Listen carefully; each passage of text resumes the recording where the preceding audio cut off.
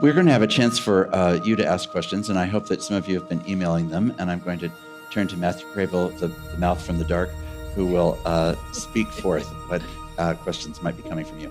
Thank you to those. Thank you to those of you who've sent in questions.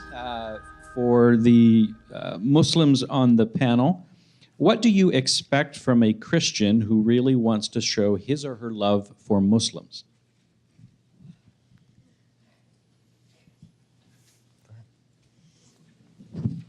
Really nothing else. I think, first of all, this is incredible. I mean, the word love itself, love is a very deep, deep emotion. And if somebody shows love to me, I expect myself to reciprocate that, number one. Number two, I really would like that individual or that institution to spread that love, because we really need that. To be the example, to not be fearful and just keep it within, but really let that know in a public sense, because that's what we really need. We need to inspire the rest of the country, honestly. Anyone else want to respond? Just really quickly, one of the things, oftentimes you hear the golden rule, that something is an idea that's shared by the various faith communities. The particular verbiage that's used as a wisdom teaching of Muhammad, the Prophet of Islam, may God's peace be upon him, is the following. He says, he goes into the notion of the golden rule, but using the word love. He says, as a definition of a believer, he says, none of you is a true believer unless you love for your fellow human being what you love for yourself. And it's not just doing unto others, but really loving for them what you love for yourself. So the idea of being able to get to the point where you can love for others requires that you do the hard work of misunderstanding and the education and of making the friendships and the principles of justice and mercy that Professor Evelyn spoke about so eloquently, and Dr. Woodbury as well in his travels to and through the Muslim world. It's to get to the point where someone can say, I want to love, express my love to a Muslim, that's the end of a journey. And if the person starts out there, they've already clearly gone through some tremendous growth in their own heart, and that's an example for all of humanity to follow. Yeah, great, thank you. Do you want to? Just really quickly. As a Muslim woman who wears a hijab, you always have to kind of look at people's gaze at you, right? You do see people who are genuinely afraid of you, and it's not funny. So if you're in an elevator, for example, and people will actually exit the elevator. It's like, I don't want to ride the elevator with you. I don't want to take that risk. So you notice some of these instances, and you notice some of these looks of suspicious and of fear. I really love when I see, and it's specifically people of faith, specifically Christians, for example, people who believe in God and they believe in that love, who randomly also tell you, how much they actually feel for you, or how much. There's a lot more incidents like that. There's a lot more people coming up to us, complete strangers, standing in a line, for example, saying, you know what, I want to apologize for all the stuff that you have to go through. My response is always like, you don't need to apologize for somebody else's, but it's always sharing that love, and I always feel like it comes out of people's belief in God and their belief and their faith, that they're actually able to distinguish that, able to see that you're a fellow human being and you haven't done anything wrong, particularly. So I would say honestly, for every incidence of fear or even of terrified looks or of comments there's always a lot more sharing of love, of support, of people willing, like what Faisal was saying, to stand up actually and share that publicly and say, you know what, I will speak up if I see anybody doing something wrong, or somebody being discriminatory or anything like that. So that's really amazing. Can I give a quick example of that? Yeah. There's a young gal. She's a chaplain in Midwest, a Muslim chaplain, and this is last year. She was flying. Well, we have a lot of flight stories. Well, you put a whole bunch of different kind of people in the airplane or universities. You have very interesting dynamics that develop. So she was flying, and then there was some guy behind her who just constantly abused her. She wears a hijab and made racist comments throughout her trip. And she came out literally crying, and then she posted that on Facebook, went viral. And what she said hurt her most is that nobody around her, nobody stood up or spoke for her or defended her. So, I mean, true love is really, one's gonna have to put themselves in harm's way. I mean, it's not an easy exercise, if you will. I don't know the source of the quote, but someone once said that love expressed in public is justice and mercy. So, yeah. Thank you very much. Let's have another question. Yeah, we have another question. What are some practical ways that Muslim and Christian communities can work together to empower and encourage women? Okay, so a question centered specifically on women. I assume this is for anyone on the panel. So maybe we lean this way for starters. I just wanted to start with a general comment, maybe. It's actually, and that's from more what I've read about people talking about gender in the Muslim world. And I would say, don't assume you know, and talk to Muslim women. Don't assume you know, because actually you may think, there's an anthropologist whose name is Leila Abu Luhad, and she wrote a book entitled Do Muslim Women Need Saving? To be saved. In sense of there are a lot of people who go fast to rescue, but what does it mean? And there is that, so I think we have, for me, my recommendation for my community is we should first listen. And listen to a variety of voices, but listen to what are the real needs of Muslim women. That's what I would say would be a good exercise, but you are more qualified for that. Saving by Jesus or saving from the treatment of men? Yeah, because she saved from Any and all things. any and all things. Yeah. That's the title of the book. I would just say that, Mikal's own project, and I've attended that, I mean, that's an example of really empowering each other, and I think you should perhaps mention your experience in that. Yeah, one of the things that in the step process that we have is ultimately where we want to get going is to have people figure out what does God put you on earth for. And so, for example, I'm working a lot with college students, and right now there's a Muslim college student that I work with, and she is, I helped her, was part of her discovery process of finding out that she wanted to be a midwife. And she loves delivery and maternal health and all of that kind of stuff. And then I work with a Christian college student who is studying to be a nurse and wants to specialize in that area. And so I connected the two. And one of them is moving to Kosovo, and I connected them there with some Muslims and Christians that are working on improving maternal health for people there. And so now they're potentially thinking of, hey, let's get some Muslim and Christian medical students to go over and help some of these clinics there that are really struggling, or some training, things like that. Because we do a lot of these things separately. So Muslims go all over the world helping in relief and development, and Christians have their own organizations doing that. It makes so much more sense for us to combine efforts. And so I think that women's issues is one of that, but many other issues as well. Yeah. Thank you. Did you want to share anything on that theme? I'll say one. I think there's two aspects that I think are important to consider on the issue of empowerment of women. One is the general education of women and the role of women, and the perception here in the West.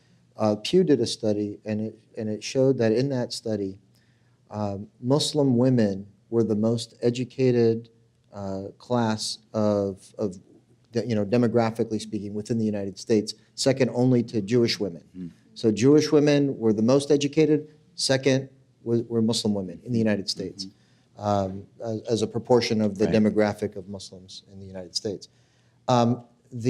So it's true that in certain Muslim cultures, certain Muslim contexts, women are mistreated by Muslim men. It's not Islam that is mistreating them. It has to do with the cultural context. So within the general society in the West, women have opportunities here in free Western societies and in some Muslim societies. Within the religious context, however, sometimes women are not given equal opportunity to have a space, spiritual space. And there have been a number of blogs that have started up, such as Side Entrance blog, in which there are incidents recorded of mosques that have inadequate spaces for women to pray or to participate in community, et cetera. And so one of the things that we're trying to do at the Islamic Seminary at Bayan is to give opportunity to empower women through education and through credentialing. Mikal's partner, Sundus, before joining Bayan as a student in Islamic chaplaincy, she actually was one of the first women that I know of in the country to serve as president of the mosque, of the board of the mosque. So it's happening, but it's less frequent, not nearly as frequent as it needs to be. And when she was considering graduate school to what kind of degree she would need in order to be most successful, we had a long conversation about which degree she should pursue. Should it be interfaith chaplaincy or Islamic chaplaincy? And I persuaded her to pursue Islamic chaplaincy because part of what that degree will help you gain is credibility within the Muslim community, being able to speak more authoritatively to Muslims about Islam, but also in representing Islam to the non-Muslim community and the Christian community. So I think education within religious context for the empowerment of women is important here in the West, even though women generally have a very high level of education and access. Yeah, thank you. I think we just have time for one more question. Okay. And it's posed this way. As a devout Christ follower, I believe in the power of prayer to build bridges of love between Christians and Muslims. How can Christians in the room personally pray for you and Muslims in general or specifically? So this is directed out to the Muslim audience member? Sure. All right. So because Professor Woodbury would be able to give the theologically appropriate response to that from within an evangelical context, or Professor Evelyn. But I would just say, what would we like you to pray for us for? I think it would be most helpful for us as a community if you prayed for our community to be better understood, for our community to be to feel less marginalized, less vulnerable, less insecure.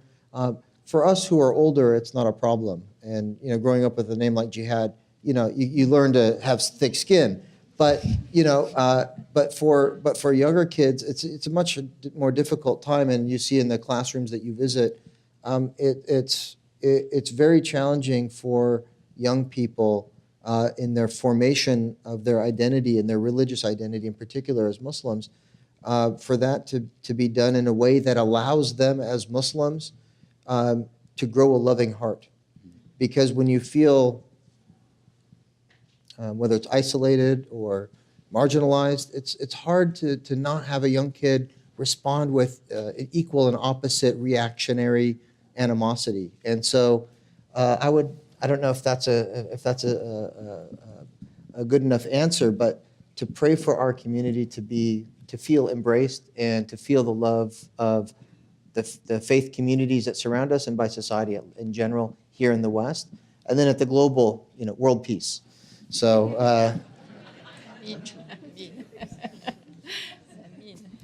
I would just say that, whenever some of my Christian colleagues or other colleagues, when they say that may God be with you, it feels good, and it really touches me. And I think, prayers are welcome. I'm a physician.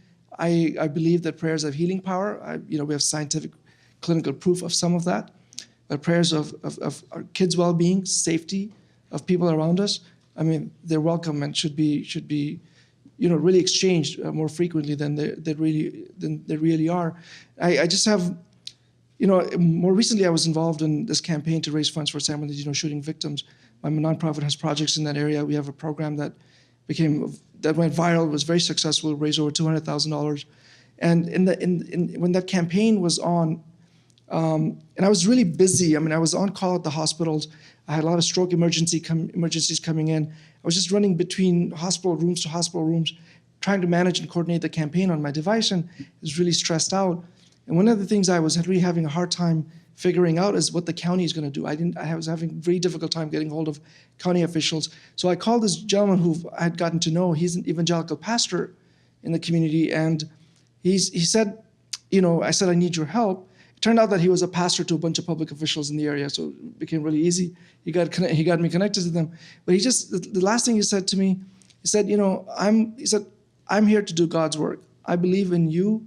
I believe in what you're doing, and I'm going to do everything to help you, and my prayers are with you.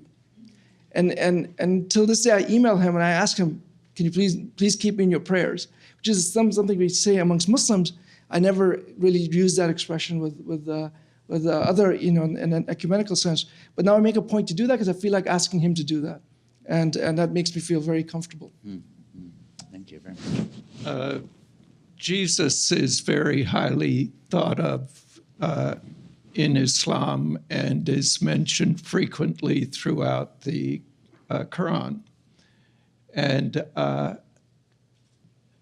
so he is a role model for Muslims and for Christians.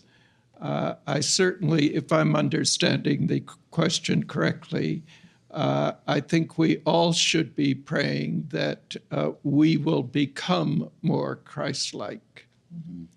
And if we do become more Christ-like, we will be attractive throughout both communities because of the very high position Christ has in the Quran and in Islam. Thank you. Any concluding comments here? It was a beautiful way of ending. Yeah. You've all given us a wonderful gift tonight, both by just your own spirits and your words and your wisdom. I'm struck by a couple things just as we close. One is how important it is that we grow in these friendships and how easy it is to let them pass because of the challenges. The bar may seem too high, the disorientation that's there. And yet, clearly, in the future of the world, in the future of this very important conversation and relationship between Muslims and Christians, it's just extremely important that we do give ourselves to this. I was stunned and then not surprised, I suppose, by the study that came out about a little more than a year ago, that talked on racial terms that very few Americans have close friends of people of another race. If that's true of another race, it's also true, I would venture to say, of deep friendships across religious divisions as well. So I think that I and we at Fuller and we, all of us together here tonight, have really been given a wonderful gift. And the gift will be the challenge of how we go out from this place and actually cultivate meaningful friendships and remember to pray for one another across our similarities and our differences. Please join me in thanking our panel and speakers.